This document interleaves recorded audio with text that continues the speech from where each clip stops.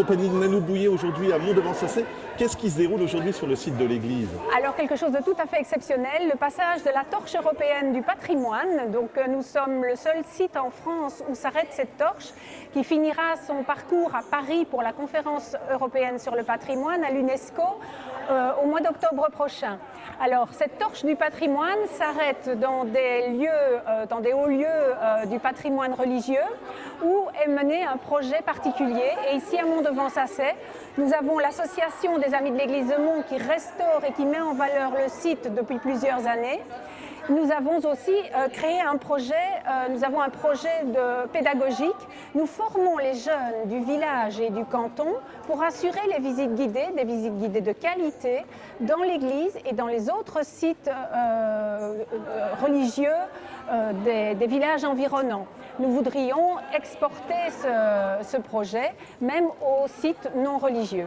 De voir qu'il y a du monde comme ça aujourd'hui, je pense que c'est très émouvant pour vous, non? C'est extrêmement émouvant pour moi et c'est d'autant plus émouvant que c'est très important pour nos jeunes, pour les motiver, pour continuer parce que c'est très très difficile de comme ça à brûle-pourpoint devenir guide. Il y a toute une formation sérieuse à suivre et donc je suis ravie pour les jeunes. Je suis aussi ravie pour cette église qui s'endormait il y a encore 15 ans, qui était quasi oubliée.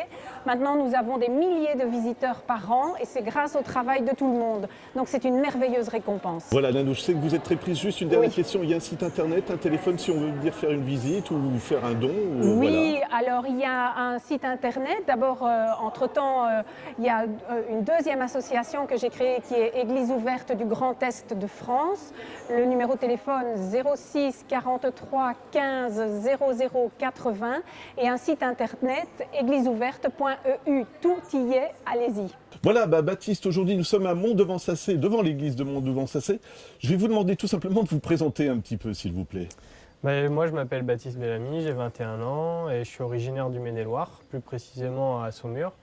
Et en fait, là, je fais mon tour de France, donc je suis chez les Compagnons du Devoir. Et là, je suis actuellement un an sur Reims, donc là, il me reste encore un mois à faire sur Reims. Et je suis tailleur de pierre. Voilà. Qu'est-ce qui vous a amené aux Compagnons du Devoir? Justement, c'était l'intérêt pour le métier ou c'était l'inverse? Comment ça s'est passé? Alors il y a les deux, le métier, parce que le métier ça me plaît depuis le CM2, quand j'ai fait un stage découverte. Et après aussi chez les compagnons on partage beaucoup, ça nous permet de voyager, on apprend, on découvre de nouvelles personnes. Donc moi ça m'a beaucoup plu et c'est ce que je voulais faire.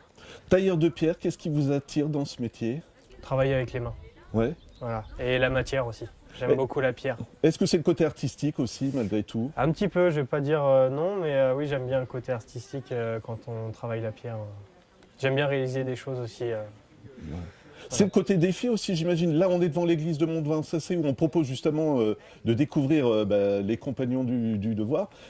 C'est ça aussi, le fait de rénover des bâtiments. Il y a de la fierté à travailler dans ce milieu? Alors oui, je pense qu'il y a de la fierté pour tout le monde, pour tous ceux qui passent sur des bâtiments comme ça, parce que c'est du monument historique.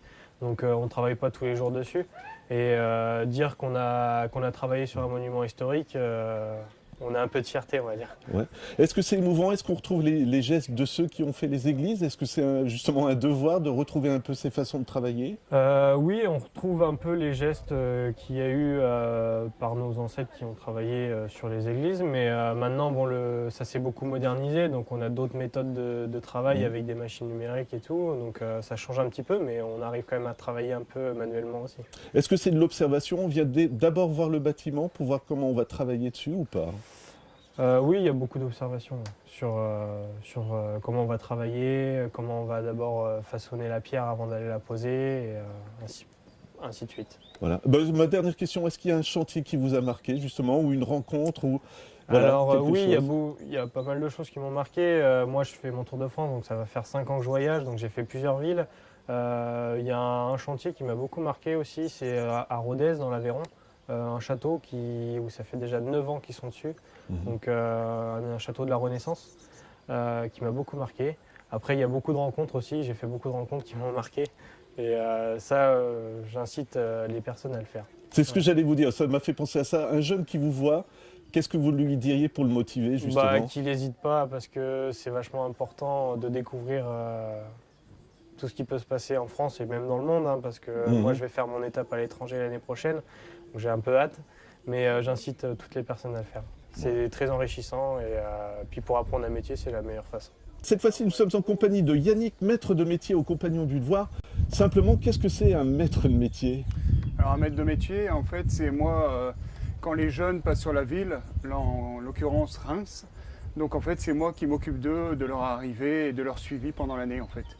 De voir s'ils sont à jour dans leur progression de dessin et en technique. Alors on en parlait juste avant de tourner, c'est vraiment une affaire de transmission tout ça, non? Tout simplement. Voilà, en fait tout est transmis par les anciens.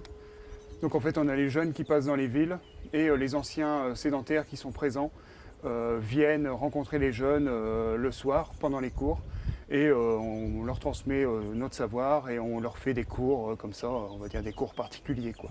Ça veut dire quoi? C'est vraiment un lien qui se tisse et ça explique après que je ne sais pas si c'est de génération en génération, mais en tout cas, comme nous l'expliquait Baptiste, lui aussi est maître de chantier pour les pierres à Reims par exemple. Ça consiste vraiment en ça? Ça consiste, oui, il y a un lien qui se crée bien sûr parce que les jeunes sont là pendant un an. Donc il y a leur suivi vraiment niveau métier et après il y a le côté humain. Donc voilà, on échange sur tous les plans quoi. On passe des moments comme aujourd'hui ici où on vient présenter notre métier et on est entre anciens et jeunes. Et voilà, il n'y a pas de barrière, on échange ensemble. Présenter le métier, c'est important aussi pour le public d'être là par exemple? Tout à fait, c'est important parce qu'on est quand même un métier qui est apprécié par le public. Mais malheureusement, on est un métier qui est cantonné au niveau du monument historique et on aimerait relancer en fait la construction en pierre surtout. Dites-nous justement un peu en quoi ça consisterait. Quelqu'un, c'est une question bête, hein, mais qui voudrait construire une maison pourrait faire appel à vous par exemple? Oui, on pourrait faire appel à nous, mais après pour construire une maison en pierre massive, aujourd'hui il faut s'arranger avec les carrières, c'est pas encore vraiment bien défini. Il faut remettre en place toute la construction pierre qui aujourd'hui n'existe quasiment pas. J'ai l'impression que c'est une question de passion tout ça, je me trompe ou pas? Bien sûr, c'est une histoire de passion, parce qu'on a besoin d'aimer le matériau qu'on travaille et il faut aussi être passionné, surtout quand on travaille dans le monument historique, par le bâtiment sur lequel on travaille. Voilà, et on essaye de savoir l'historique du bâtiment, pourquoi il y a eu des restaurations comme ça, et voilà, on respecte énormément le travail des anciens. Voilà, question toute bête, quand vous m'avez dit tout à l'heure que vous veniez de Reims, moi j'ai lancé ça cathédrale de Reims, mais c'est vrai que vous avez travaillé dessus alors. Oui. Ça veut dire quoi par exemple? Donc le dernier gros chantier qui s'est terminé il y a 2 ans, c'était la Rose occidentale de Reims. Oui. Donc la dernière grosse partie qui avait encore les séquelles de l'incendie de 1914. Et donc on a tout restauré, on a tout recréé, tous les profils de moulure, les sculptures qui avaient disparu et la statuaire qui était devenue illisible, qui aujourd'hui a retrouvé toute sa splendeur. Voilà, on reste toujours dans la question de transmission finalement. Moi, une question toute bête, et ce sera la dernière. Vous vous souvenez de la première fois que vous avez touché une pierre ou commencé à tailler la pierre? Oh mon Dieu, c'était il y a 10 ans. Ouais. C'était il y a 10 ans et c'est quand j'ai commencé mon apprentissage chez les Compagnons. Et voilà, on m'a mis un caillou, comme on appelle une patate, complètement difforme, et on m'a dit, allez, dresse ta première face. D'accord. Et tu vas faire le premier caillou qu'on fait, c'est un parpaing 6 faces d'équerre. D'accord. Voilà. Tout seul, comme ça, à se débrouiller, alors j'imagine? Bien sûr, on est suivi par notre maître de métier, on est suivi par les jeunes qui sont aussi itinérants tailleurs de pierre et qui n'hésitent pas à venir nous voir et à nous aider et à faire un suivi aussi à ce niveau-là. Voilà, vraiment toute dernière question. Si on veut se renseigner pour les Compagnons du Devoir, comment ça se passe? Il y a un site internet ou Il y a un site internet, les Compagnons du Devoir, ou après vous pouvez aller, si vous êtes dans une ville assez proche, on a pas mal de sièges. D'accord. Et on peut aller directement sur place pour prendre rendez-vous avec le prévôt, qui est le directeur de la maison en fait. Et voilà, on aura toutes les informations pour savoir comment rentrer chez les Compagnons et comment se passe la formation. Et il aura toutes les informations dont il a besoin.